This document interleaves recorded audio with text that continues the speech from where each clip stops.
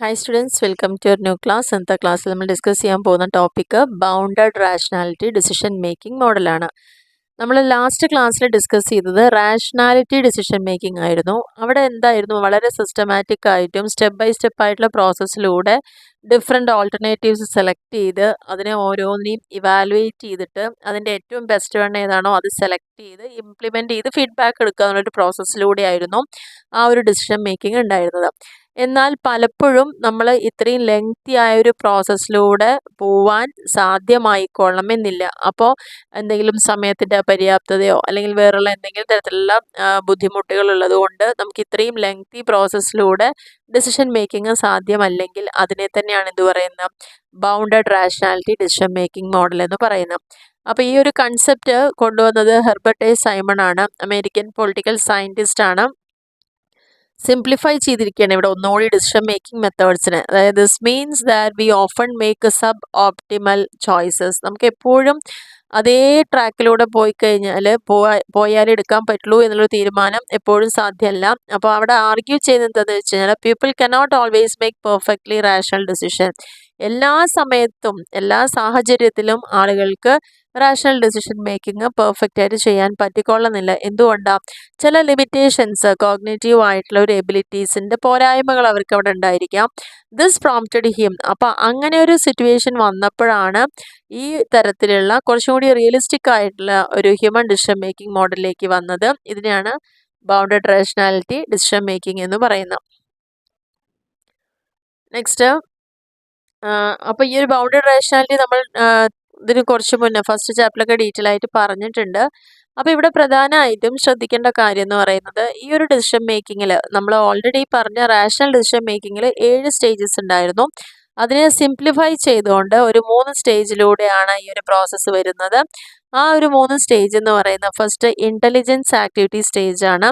ഇതിൻ്റെ പ്രത്യേകത എന്ന് പറയുന്നത് ഇവിടെ ചില എക്സ്പേർട്ടുകളാണ് ഇത്തരത്തിലുള്ള ഡിസിഷൻ മേക്കിംഗ് ഓർഗനൈസേഷനിൽ പ്രോബ്ലംസ് ഉണ്ടാവുമ്പം അതെല്ലാം എക്സ്പേർട്ടുകൾ ഐഡൻറ്റിഫൈ ചെയ്യുന്നു ആദ്യം. അതിനുശേഷമാണ് അവരുള്ള സൊല്യൂഷൻസ് കണ്ടെത്താൻ വേണ്ടിയിട്ട് ഉള്ള കാര്യങ്ങൾ അവിടെ ചെയ്യുന്നത്. അപ്പോൾ ഫസ്റ്റ് എന്ന് പറയുമ്പോൾ ഒരു ഇൻ്റലിജൻസ് ബേസ്ഡ് ആയിട്ടുള്ള ആക്ടിവിറ്റിയാണ്. കാരണം അത് കണ്ടെത്തണമല്ലോ എന്താണ് ആക്ച്വൽ പ്രോബ്ലം എന്ന് നമ്മൾ കണ്ടെത്തേണ്ടതുള്ളതുകൊണ്ട് അതിനെ ഇൻ്റലിജൻസ് ആക്ടിവിറ്റി സ്റ്റേജ് എന്നാണ് അവിടെ അറിയപ്പെടുന്നത്.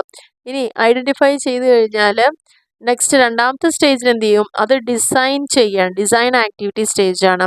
ഈ ഒരു സ്റ്റേജിൽ നമ്മൾ എന്തൊക്കെ സെവറൽ സ്ട്രാറ്റജീസ് ആണ് ഇതിന് വേണ്ടിയിട്ട് യൂസ് ചെയ്തിരിക്കുന്നത്. ആൻഡ് ഓരോ സ്ട്രാറ്റജീസ്,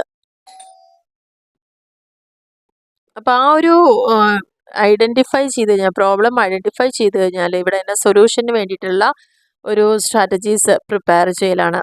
ഓരോ സ്ട്രാറ്റജീനെയും നമ്മൾ കറക്റ്റായിട്ട് അനലൈസ് ചെയ്യും, അതിൻ്റെ മെറിറ്റും ഡിമെറിറ്റും നോക്കിയിട്ട് അതിനുശേഷമാണ് ഡിസൈഡ് ചെയ്യുന്നത് നമ്മുടെ പ്രോബ്ലത്തിന് അനുസൃതമായത് ഏറ്റവും സ്യൂട്ടബിൾ ആയിട്ടുള്ള സ്ട്രാറ്റജി ഏതാണെന്നുള്ളത്. മൂന്നാമത്തെ സ്റ്റേജാണ് ചോയ്സ് ആക്ടിവിറ്റി സ്റ്റേജ് എന്ന് പറയുന്നത്. ഈ ഒരു തേർഡ് ആൻഡ് ലാസ്റ്റ് സ്റ്റേജിൽ കൃത്യമായിട്ട് ഒരു ഔട്ട്പുട്ട് ഡിസൈഡ് ചെയ്യണം, എന്താണ് ഏറ്റവും ബെസ്റ്റ് സ്യൂട്ടായിട്ടുള്ള സ്ട്രാറ്റജി, അത് നമ്മൾ അപ്ലൈ ചെയ്യുക. അതിൻ്റെ മെറിറ്റും ഡിമെറിറ്റും കൃത്യമായിട്ട് പ്രീവിയസ് സ്റ്റേജിൽ തന്നെ ലിസ്റ്റ് ചെയ്തിട്ടുണ്ടായിരിക്കും.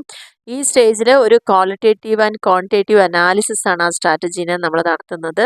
കാരണം കൃത്യമായിട്ട് നമ്മുടെ ക്രിയേറ്റിവിറ്റിയും ജഡ്ജ്മെൻറ്റ് സ്കില്ലും ഒക്കെ ഉപയോഗിച്ചുകൊണ്ടാണ് ഇത്തരത്തിലുള്ള അനാലിസിസുകൾ അവിടെ കണ്ടക്ട് ചെയ്യുന്നത്.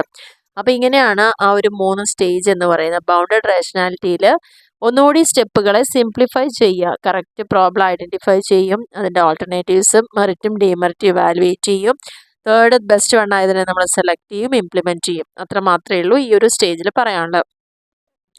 ഇനി ഈ ഒരു ബൗണ്ടഡ് റാഷണാലിറ്റി മോഡൽ നേരത്തെ പറഞ്ഞ പോലെ തന്നെ എപ്പോഴും നമുക്ക് പ്രാക്ടിക്കൽ അല്ലാത്ത സിറ്റുവേഷനിലാണ് ഇത്തരത്തിലുള്ള കാര്യങ്ങൾ കുറച്ചും കൂടി എളുപ്പത്തിൽ എടുക്കേണ്ടി വരുന്ന തീരുമാനങ്ങളൊക്കെ. അതുകൊണ്ട് തന്നെ അത് സ്വാഭാവികമായിട്ടും ഒരു റിയലിസ്റ്റിക് അപ്രോച്ച് തന്നെയാണത്. കാരണം നമ്മൾ റാഷണാലിറ്റിയുടെ ഡിസഡ്വാൻറ്റേജസ് പഠിക്കുമ്പോൾ ഏറ്റവും ലാസ്റ്റ് പഠിച്ചൊരു സ്റ്റെപ്പായിരുന്നു അൺറിയലിസ്റ്റിക് എന്നായിരുന്നു അവിടെ പറഞ്ഞിട്ടുണ്ടായിരുന്നത്. അങ്ങനെ കമ്പയർ ചെയ്യുമ്പോൾ കുറച്ചും കൂടി യാഥാസ്ഥിതികമായിട്ടുള്ള ഒരു അപ്രോച്ച് തന്നെയാണ് ഇത് ബൗണ്ടഡ് റാഷണാലിറ്റി മോഡൽ എന്ന് പറയുന്നത്. എഫിഷ്യൻസി കൂടുതലായിട്ട് നല്ല രീതിയിൽ ഇഫക്റ്റീവായിട്ടും എഫിഷ്യൻ്റ് ആയിട്ടും നമുക്ക് ഡിസിഷൻ എടുക്കാൻ പറ്റുക, ഏതൊരു സാഹചര്യത്തിനും അനുയോജ്യമായ രീതിയിൽ അഡാപ്റ്റബിൾ ആയിട്ടുള്ള ഒരു തീരുമാനം എടുക്കലായിരിക്കും ഈ ഒരു ബൗണ്ടഡ് റാഷണാലിറ്റിയിൽ വരുന്നത്.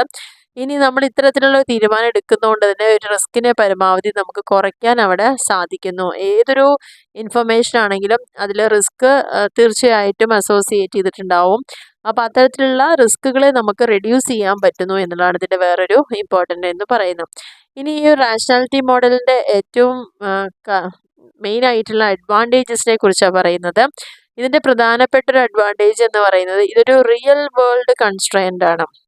നമുക്ക് ഈ ഒരു സിറ്റുവേഷൻ എന്താണോ ആ സിറ്റുവേഷനിൽ റിയലായിട്ട് സംഭവിക്കുന്ന നമ്മുടെ പോരായ്മകൾ അല്ലെങ്കിൽ തടസ്സങ്ങൾ എന്തൊക്കെയാണോ ആ ഒരു തടസ്സത്തിനെ അവിടെ നിലനിർത്തിക്കൊണ്ട് തന്നെയാണ് നമ്മൾ പ്രാക്ടിക്കലായിട്ടൊരു ഡിസിഷൻ മേക്കിംഗ് അവിടെ നടത്തുന്നത്. ആൻഡ് രണ്ടാമത്തെ പോയിന്റിൽ പറയുന്നത് reduces the pressure to find perfect solution. ഒരു ഏറ്റവും പെർഫെക്റ്റ് ആയിട്ടുള്ളൊരു സൊല്യൂഷൻ വേണമെന്നുണ്ടെങ്കിൽ നമുക്ക് റാഷണൽ ഡിസിഷൻ മേക്കിംഗ് യൂസ് ചെയ്യാം.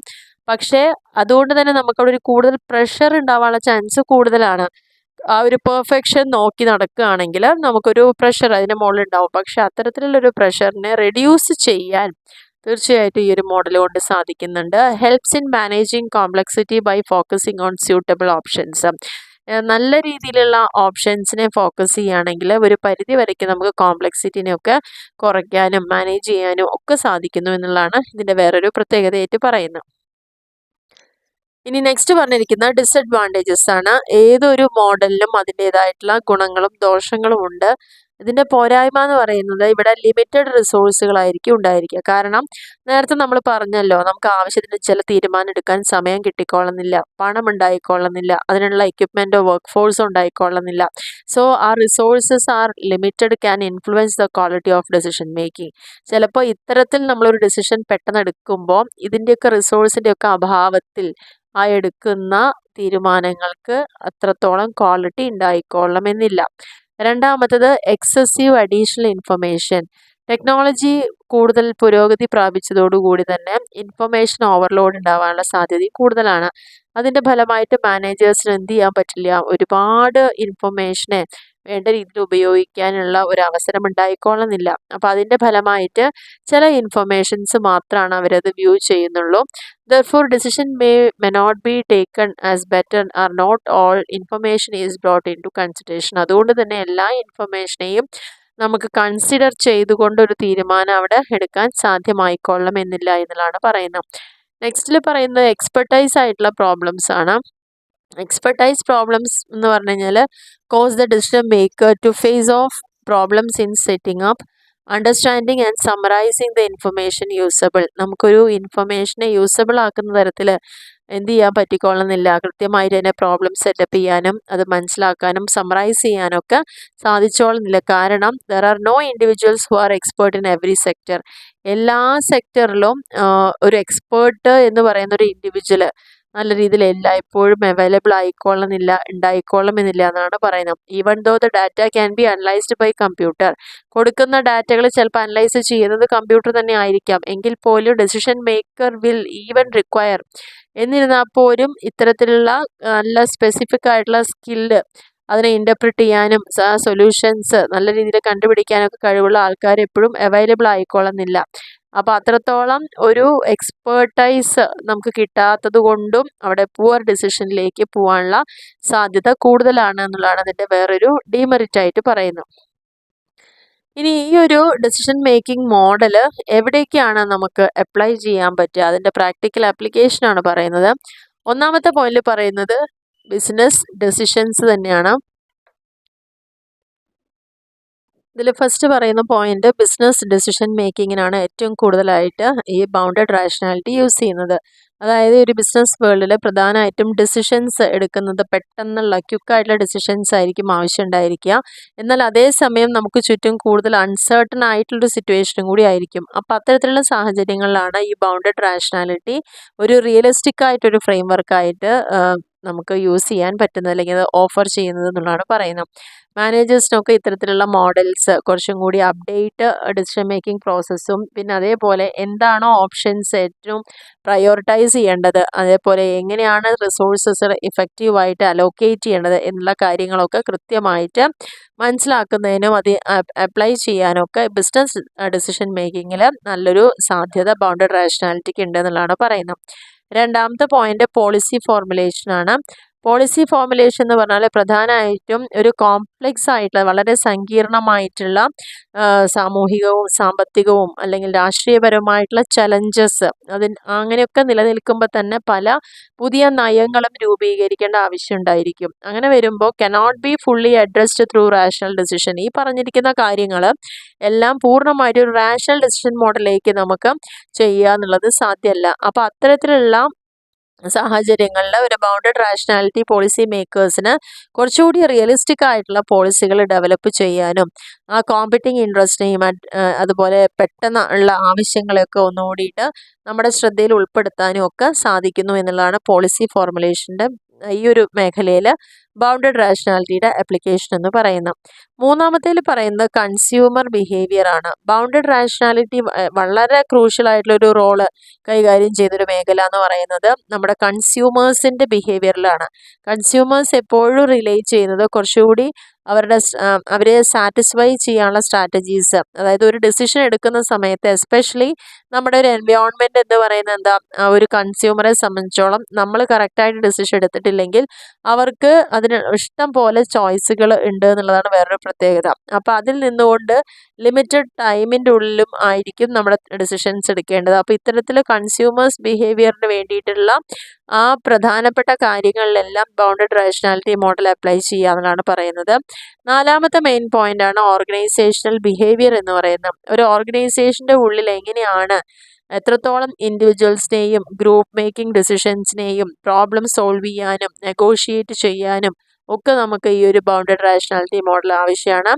ഓരോ കൺസ്ട്രെയിൻസും തിരിച്ചറിയപ്പെടാനും അതേപോലെ അതുവഴി ആ ഒരു കൺസ്ട്രെയിനിൽ നിന്നുകൊണ്ട് തന്നെ അല്ലെങ്കിൽ ആ ഒരു പോരായ്മയിൽ നിന്നുകൊണ്ട് തന്നെയാണ് മാനേജേഴ്സ് പല പ്രോസസ്സുകളും ഡിസൈൻ ചെയ്യുന്നതും സ്ട്രക്ചർ ചെയ്യുന്നതെല്ലാം. അതിനെയൊക്കെ ബേസ് ചെയ്തിട്ടാണ് ഓരോ ഹ്യൂമൻ ലിമിറ്റേഷൻസിനെയൊക്കെ അക്കോമഡേറ്റ് ചെയ്തിട്ട് നല്ല രീതിയിൽ ഇഫക്റ്റീവായിട്ടൊരു ഡിസിഷൻ മേക്കിങ്ങിനൊക്കെ പ്രൊമോട്ട് ചെയ്യുന്നതിനൊക്കെ വേണ്ടിയിട്ട് ഓർഗനൈസേഷണൽ ബിഹേവിയറിലും ഈ ഒരു ബൗണ്ടഡ് റാഷണാലിറ്റി അപ്ലൈ ചെയ്യുക എന്നുള്ളതാണ് പറഞ്ഞിരിക്കുന്നത്. അപ്പോൾ പ്രധാനമായിട്ടും 4 മേഖലകളിലാണ് ഇതിൻ്റെ ഒരു ആപ്ലിക്കേഷൻ എന്ന് പറയുന്നത്. ഒരു ബിസിനസ് ഡിസിഷൻ മേക്കിങ്ങിൽ, പോളിസികൾ ഫോർമുലേറ്റ് ചെയ്യുന്നതിൽ, കൺസ്യൂമർ ബിഹേവിയറിനെ എഫക്റ്റീവായിട്ട് നമുക്ക് സ്റ്റഡി ചെയ്യാനും അതേപോലെ തന്നെ ഓർഗനൈസേഷണൽ ബിഹേവിയറിലുമാണ് ഏറ്റവും കൂടുതലായിട്ട് ഇതിൻ്റെ ഒരു പ്രാക്ടിക്കബിലിറ്റി എന്ന് പറയുന്നത്.